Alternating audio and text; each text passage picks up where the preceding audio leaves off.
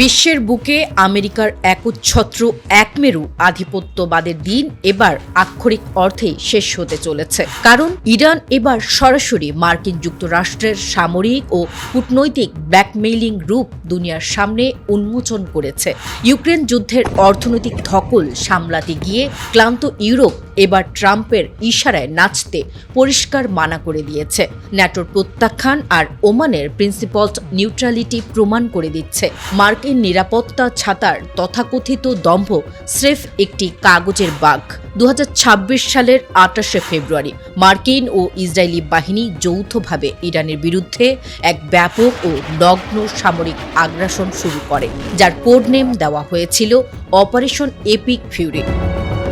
হামলার প্রথম ঘণ্টাতেই আমেরিকার ঘাঁটিগুলো থেকে ছোড়া ক্ষেপণাস্ত্র ইরানের দক্ষিণাঞ্চলীয় মিনারের একটি স্কুলে আছড়ে পড়ে এবং এতে সাধারণ শিশুসহ ইরানের সর্বোচ্চ নেতা আয়াতুল্লাহ সাইদ আলী খামেনি ও শীর্ষ সামরিক কমান্ডাররা শাহাদাত বরণ করেন। এই আগ্রাসন পারস্য উপসাগরীয় সহযোগিতা পরিষদ বা জিসিসির ভেতরের গভীর ফাটলকে দুনিয়ার সামনে উন্মোচন করেছে। সংযুক্ত আরব আমিরাত, বাহরাইন ও কুয়েত ইসরায়েলের সাথে সুর মিলিয়ে চরম উগ্র অবস্থান নিলেও সৌদি আরব ও কাতার এই আগ্রাসনের তীব্র নিন্দা জানিয়ে কূটনৈতিক পথ খোলা রাখে। অন্যদিকে ওমান সম্পূর্ণ নিরপেক্ষ অবস্থান বজায় রেখে ইরানের সাথে হাত মিলিয়ে হরমুজ প্রণালীর যৌথ ব্যবস্থাপনার নতুন ব্লুপ্রিন্ট তৈরি করছে, যা ওয়াশিংটনের সমুদ্র আধিপত্যের গালে একটি মস্ত বড় চাবুক। ট্রাম্প প্রশাসন কোনো প্রকার আলোচনা বা পরামর্শ ছাড়াই সম্পূর্ণ একতরফাভাবে এই যুদ্ধ শুরু করায় ইউরোপের দেশগুলো তীব্র ক্ষোভে ফেটে পড়ে।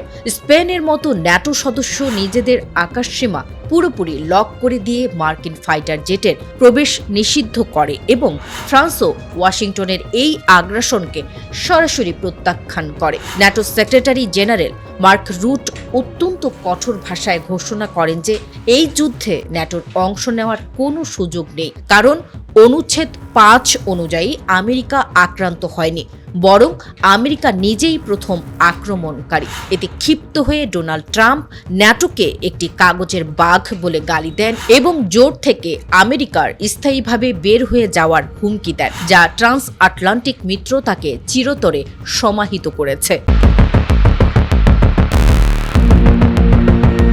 আন্তর্জাতিক প্রতিরক্ষা মহলের অন্দরমহল থেকে লিক হওয়া অত্যন্ত গোপন কিছু মিলিটারি ডেটা আজ ওয়াশিংটন ও তেল আবিবের ডিফেন্স ডেস্কগুলোকে পুরোপুরি প্যারালাইজড করে দিয়েছে। হিজবুল্লাহর অফিসিয়াল স্টেটমেন্ট হাতে নাতে ধরে ফেলেছে আইডিএফ এর এয়ার ও গ্রাউন্ড কম্ব্যাট উইং এর দুর্বলতা।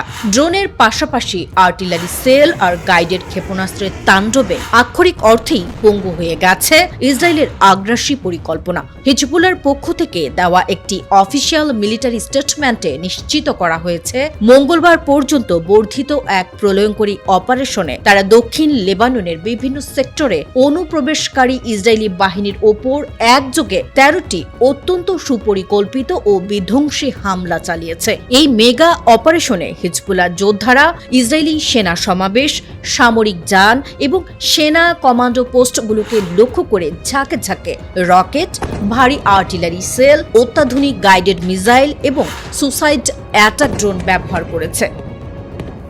বিশেষ করে হাদাতা এবং আল বালু অঞ্চলে লড়াই যখন চরম তুঙ্গে ওঠে, তখন হিজবুল্লাহ নিখুঁত ফাঁদে আটকা পড়ে ইসরায়েলের গর্ব হিসেবে পরিচিত একাধিক মেরকাভা ট্যাঙ্ক। শুধু তাই নয়, একটি ইসরায়েলি সামরিক সাজোয়া যানের নিচে হিজবুল্লাহ যোদ্ধারা অত্যন্ত শক্তিশালী ল্যান্ড মাইন বিস্ফোরণ ঘটালে পুরো ইসরায়েলি ইউনিট অবশ হয়ে পড়ে। প্রাণ বাঁচাতে এবং নিজেদের আগ্রাসন থামাতে বাধ্য হয়ে ইসরায়েলি জওয়ানরা তখন যুদ্ধ বিমান থেকে বোমা বর্ষণের আড়াল নিয়ে রণাঙ্গন থেকে পিছু হটে যায়। হিজবুল্লাহর স্টেটমেন্ট অনুযায়ী বিউফোর্ট দুর্গের পাদদেশে এবং বিয়াদ্দা শহরের ভেতরে ওত পেতে থাকা ইসরায়েলি সাজোয়া ইউনিট ও কমান্ডো হেডকোয়ার্টার লক্ষ্য করে একের পর এক গাইডেড মিসাইল এবং ভারী রকেট নিক্ষেপ করা হয়েছে।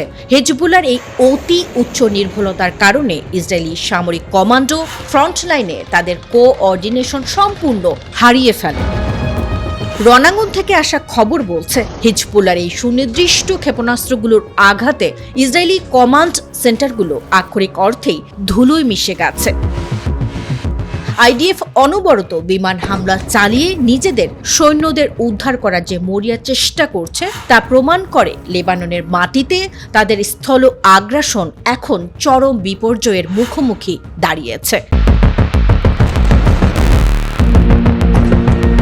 ইতিহাসের পাতায় আজ মধ্যপ্রাচ্যের রণাঙ্গন এমন এক প্রলয়ঙ্করী অধ্যায়ের সাক্ষী হলো, যা ওয়াশিংটনের সামরিক থিঙ্ক ট্যাঙ্কগুলোকে আক্ষরিক অর্থেই এক সেকেন্ডে স্তব্ধ করে দিয়েছে।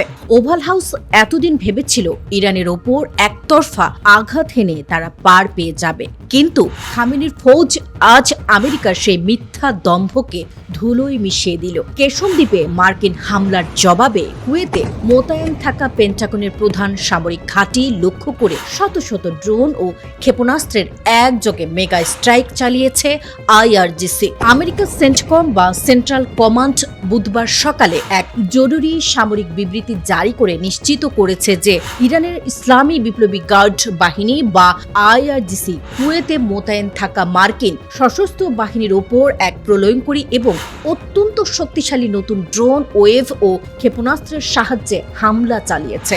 এই মেগা স্ট্রাইকের মূল সূত্রপাত ঘটেছিল বুধবারের ঠিক আগের রাতে, যখন মার্কিন সামরিক বাহিনী সম্পূর্ণ অন্যায়ভাবে ইরানের কৌশলগত গুরুত্বপূর্ণ কেশম দ্বীপে একটি গ্রাউন্ড কন্ট্রোল স্টেশন লক্ষ্য করে বিমান হামলা চালায়। পেন্টাগন এই হামলাকে তাদের তথাকথিত সেলফ ডিফেন্স বা আত্মরক্ষামূলক পদক্ষেপ বলে দাবি করলেও দেয়ালে পিঠ থেকে যাওয়া তেহরান এই ধৃষ্টতার জবাব দিতে এক সেকেন্ডও সময় নষ্ট করেনি। তারা কুয়েত এবং বাহরাইনে থাকা আমেরিকার মেগা সামরিক ঘাঁটি ও সম্পদগুলোকে লক্ষ্য করে একযোগে শত শত সুসাইড ড্রোন ও ক্ষেপণাস্ত্রের সাহায্যে এই প্রলয়ঙ্করী অপারেশন শুরু করে। মার্কিন সামরিক কর্মকর্তারা দাবি করেছেন যে তাদের বিমান প্রতিরক্ষা সফলভাবে কুয়েতের আকাশে ইরানের একাধিক ড্রোন ভূপাতিত করেছে এবং কোনো মার্কিন জওয়ান বা সামরিক সম্পদের ক্ষতি হতে দেয়নি। কিন্তু সামরিক বিশ্লেষকরা বলছেন, আইআরজিসির পক্ষ থেকে কুয়েত ও বাহরাইনের মার্কিন ঘাঁটিতে একযোগে শত শত ড্রোনের এই মেগা ওয়েভ নিক্ষেপের ঘটনা প্রমাণ করে দিচ্ছে যে আমেরিকার বিলিয়ন ডলারের এয়ার ডিফেন্স সিস্টেম এখন আক্ষরিক অর্থেই তীব্র চাপের মুখে। ইরানের স্পষ্ট বার্তা, কেশম দ্বীপে আমেরিকার করা কাপুরুষোচিত হামলার প্রতিশোধ হিসেবে কুয়েত ও বাহরাইনের প্রতিটি মার্কিন বাংকার এখন খামেনির ফৌজের নিখুঁত গাইডেড মিসাইলের লক অন টার্গেটে বন্দী এবং এই অঞ্চলে আমেরিকার কোনো ঘাঁটিকে আর নিরাপদ থাকতে দেওয়া হবে না।